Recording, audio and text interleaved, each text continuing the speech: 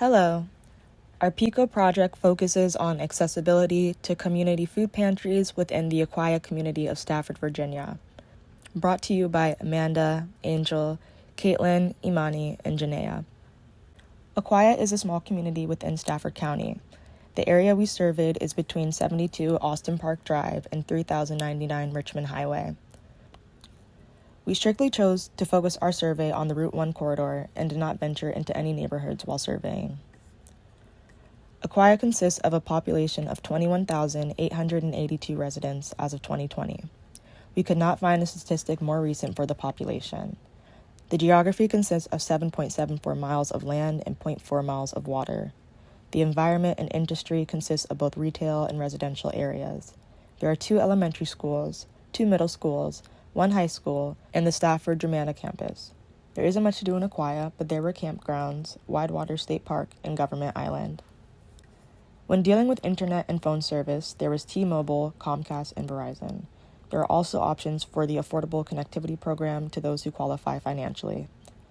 The public services in the area include the Stafford Hospital, Mary Washington Hospital, Stafford County Sheriff Department, Aquia Harbor Police Department, Central Rappahannock Regional Library, Stafford County Fire and Rescue Station 9, Department of Motor Vehicles, Primary and Urgent Care, Fred Bus, the United States Postal Service.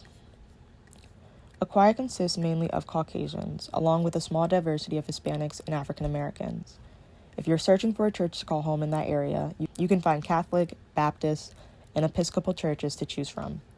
The culture that was found there was mostly military members who traveled back and forth to Quantico along with their families. Aquia is a mostly middle-class society. Across the Aquia community, there are many strengths and weaknesses that stood out to us. As we narrowed down our Picot topic, we wanted to highlight the elements that fine-tune our Picot ideas. As for strengths, Aquia has easy access to restaurants, both sit-down and fast food. They have sidewalks and various medical practices in the areas. As weaknesses, though, there is a lack of access to a food pantry for the homeless population within walking distance, minimal access to public transportation, and very little in the way of fitness facilities for adults and children. The area is very spacious and offers lots of land for development of food pantries, a soup kitchen, or focus programs like Meal on Wheels to be established. As for threats within the area, there's only one 24/7 ER in the area, lack of fitness centers, but especially highlighting that there are no food pantries in the area, making it difficult for those with limited or no transportation options. The problem we see is lack of access to a food pantry within walking distance. To support the population in the Aquia community of Stafford, we as a Picot Group feel that we can solve this problem by providing the community with a food bank that is operated through donation and volunteering in the community. Our desired outcome, based on the solution, would be hunger across the homeless population in the area decreases. We will use Feeding America assessments as food banks within the community. The number of people who access the food pantry by the end of the visit will survey for us to assess our outcome. We would like to see this change happen over the next 6 months. After an extensive windshield survey and additional research, we determined that along the Route 1 corridor of Aquia, access to food pantry requires travel to Fredericksburg, Virginia via public transportation or vehicle, making it difficult for those with limited or no access to transportation to easily receive, transport, and store food products. Food pantry recipients typically have higher incidences of diabetes, hypertension, hyperlipidemia, obesity, mental health disorders, and heart disease than the average adult population. The amount of food being distributed by the state has been reduced due to government budget cuts, thus increasing demand for community food pantries. Access to healthy foods such as fresh fruits and vegetables is also desperately needed. Creating a local garden to provide fresh fruits and vegetables could increase the availability and increase daily intake of key nutrients. Accessibility of the homeless population to cooking classes, building upon nutrition knowledge, and recognizing fresh produce is lacking in the Aquia region. Thus, leaving us to develop this question: will the establishment of a health-conscious food pantry within walking distance in the Aquia area help decrease food insecurity in the homeless populations within 6 months versus not establishing a food pantry? How do food pantries help in other areas? Many low-income communities only have access to local mini markets or budget stores that do not offer organic or healthy, affordable options. Providing a free market or pantry to the community will be beneficial By bringing in a food garden or pantry that is run by those in the community, it will help with rationing out food, as well as being a support to the food banks, churches, or any other nonprofits with supplying food. What is food insecurity among the homeless? Food insecurity is only one foundation of poverty. Poverty is also known by inadequate shelter, lack of health care, bad education, and inadequate nutrition. Many who deal with poverty also deal with mental health disorders, homelessness, domestic conflicts, and substance abuse. The amount of food given by the state is being reduced due to budget cuts. Food pantries are trying to fill the need that has been cut by the government, but it is unclear how long small churches, parishioners, local food banks, local businesses, and other nonprofits will be able to fill in the gap. How do food pantries recipients score on eating index compared to regular U.S. adults?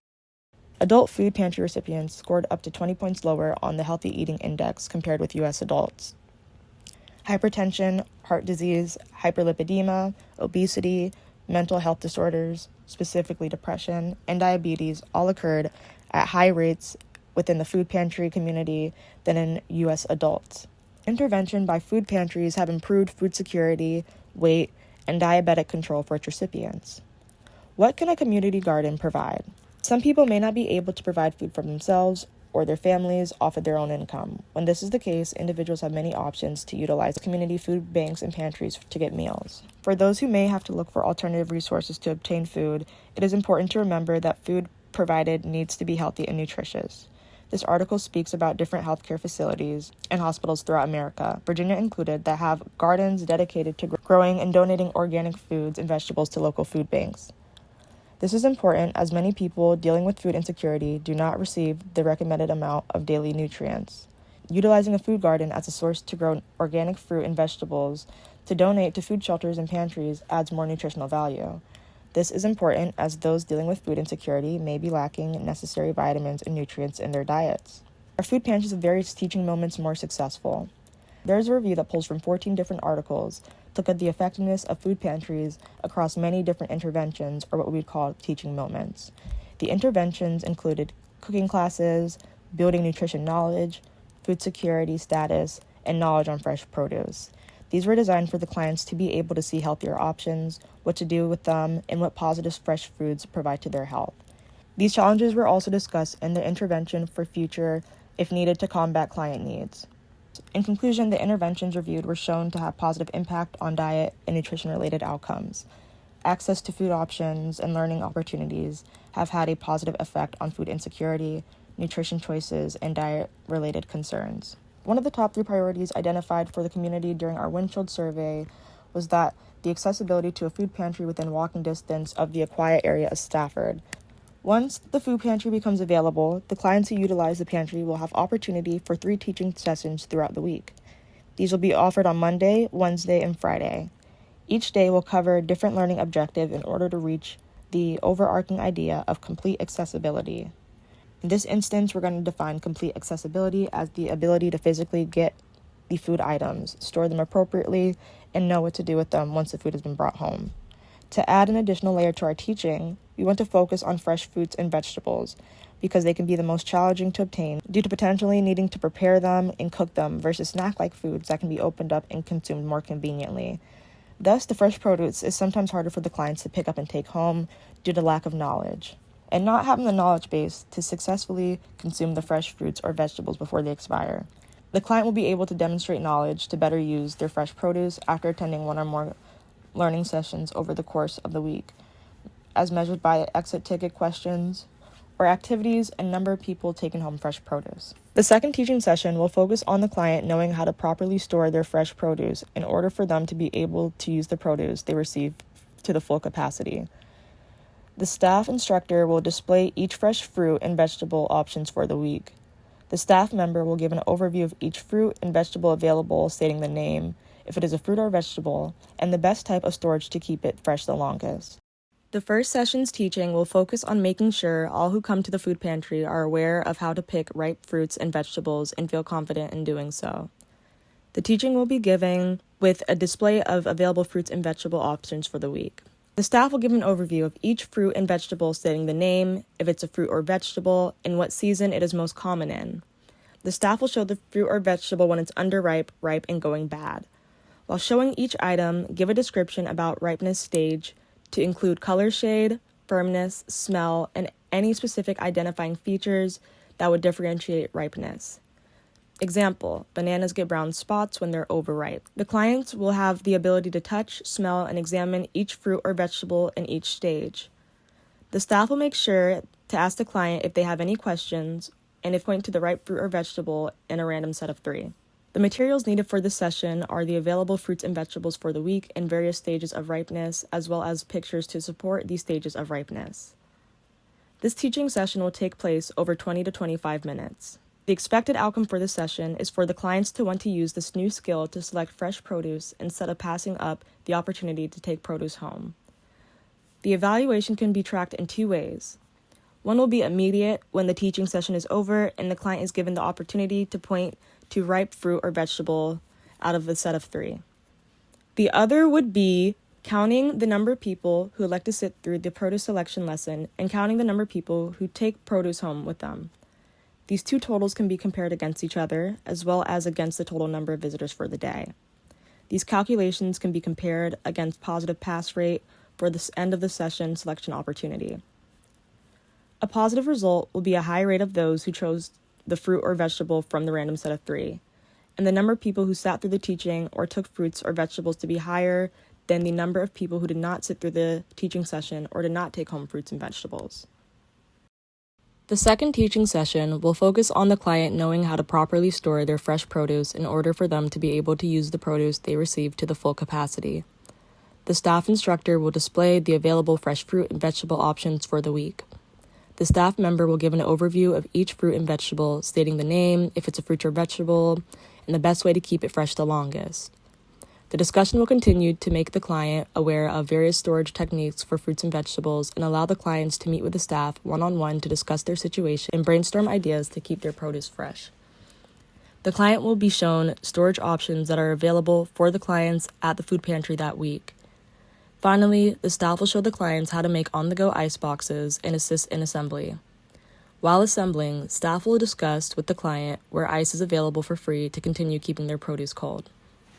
The materials needed for this session are available fruits and vegetables for the week, small styrofoam coolers, plastic baggies of various sizes, ice, and sinks for produce washing. This teaching session will take 30 to 45 minutes. The expected outcome of this teaching session is for the client to be able to be more willing to select fresh fruits and vegetables because they will be comfortable knowing how to store them and to keep them fresh the longest. The evaluation will be based on the number of clients who attended the teaching session and did or did not take home fruits or vegetables, compared to the number who did not attend the teaching session and did not take home fruits or vegetables. A positive result will be the higher number of clients who attended the teaching sessions took home fruits or vegetables is higher than the number of clients who did not attend the teaching sessions and did not take home fruits or vegetables. The third teaching session will be a cooking lesson focusing on how to use fresh produce for the week. The clients will leave with knowledge on how to utilize produce as well as a recipe card for the dish prepared. The instructional staff will display the available fresh fruit and vegetable options for this week. Then give an overview of each fruit and vegetable, stating the name if it's a fruit or vegetable, and the most common way to consume that produce item. Staff will also give an overview of how the fruit or vegetable will be prepared for the meal. The staff will highlight the importance of washing or rinsing fruit and vegetables before use and let the client know that there is a washing station in the back for their use. A discussion will happen on how to prepare the fruit or vegetable. Example, does it need to be peeled, sliced, seeds or core removed? Staff will hand out recipe cards for the week and go through the preparation process of the fruit or vegetable. We will also allow clients to ask questions to clarify the understanding of this process. Before the client leaves, the staff will ask them how likely are they to use this recipe this week and if there's anything more that they would like to make this meal successful. Materials needed for this session are the available fruits and vegetables for the week, any cooking supplies to make the recipe, printed recipe cards, and sinks for produce washing. This lesson will take 30 to 45 minutes to complete. The expected outcome is for the client to be more willing to select fruits and vegetables because they have shown and given at least one way to use them. They should be more aware of the uses for the other fruits and vegetables the pantry has that week. The outcome can be evaluated by looking at the number of clients who attended each session and the number of people that day who left with the fruit or vegetable featured in the recipe. In conclusion, we as a group believe that in 6 months' time, having a community food pantry for the homeless in Aquia would benefit those who have no access to transportation. We hope you enjoyed our presentation and thank you for listening.